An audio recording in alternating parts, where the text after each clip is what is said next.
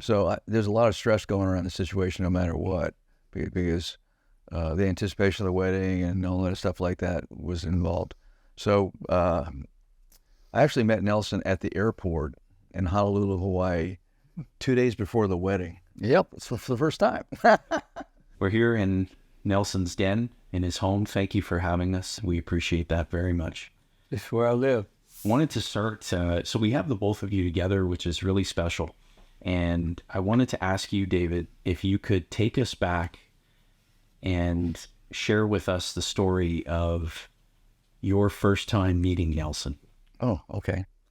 It was 1979, so it was a while back. The meeting was in anticipation of a major event in my life, i.e. marrying Nelson's daughter. So there's a lot of stress going around the situation no matter what, because the anticipation of the wedding and all that stuff like that was involved. So I actually met Nelson at the airport in Honolulu, Hawaii, 2 days before the wedding. Yep, it's for the first time. So I think we talked on the phone maybe once or twice prior to that. And I blanked that out. I can't remember that. I was an Army lieutenant, so I was not interested in any Southern marriage rituals, with the father venting the son-in-law and all that stuff like that. I just wanted to get it over with. And so I proposed to Kim and never asked for her hand in marriage like I should have, unfortunately, because that wasn't part of the culture in Hawaii for second lieutenants. But anyway, I met Nelson and his wife Mary and Kim's grandparents and sister and brother-in-law at the airport. We picked them up at the airport a couple days prior to the wedding. And after shaking hands and getting formal introductions out of the way, first thing I remember was me signing a piece of paper. And lo and behold, it was a whole life insurance policy.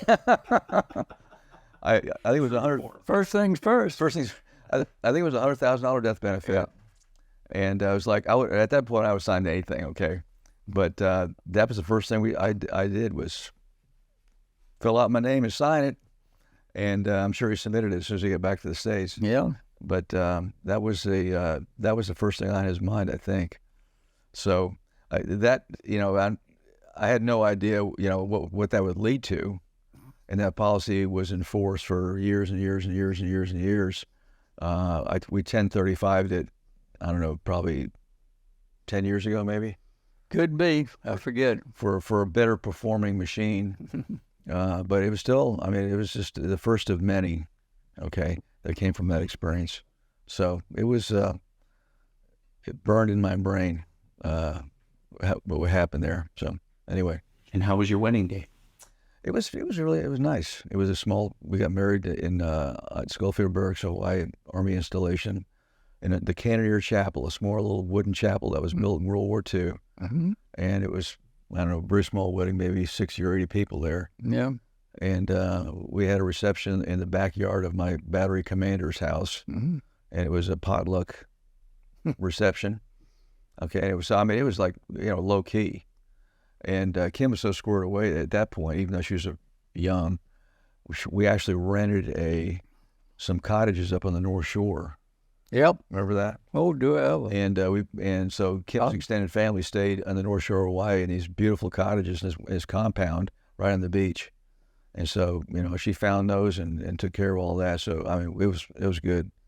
And then since we were in Hawaii already, we honeymooned in Hawaii. That sounds romantic, but that was where we lived. So, yeah. So we spent a couple down the street. We spent a couple nights down at Waikiki, and I remember that we were walking. I think it was either the day after we got married, the following day, walking, and we ran into the family at the on our honeymoon downtown Honolulu. Oh yeah. So anyway, that was it. So so here we are. Never knew I'd be here today doing what I'm doing with Nelson, but you never know what's going to happen, right? No. And so life is full of things like that. Sometimes you make good decisions, sometimes you don't. And sometimes you luck out. Mm-hmm.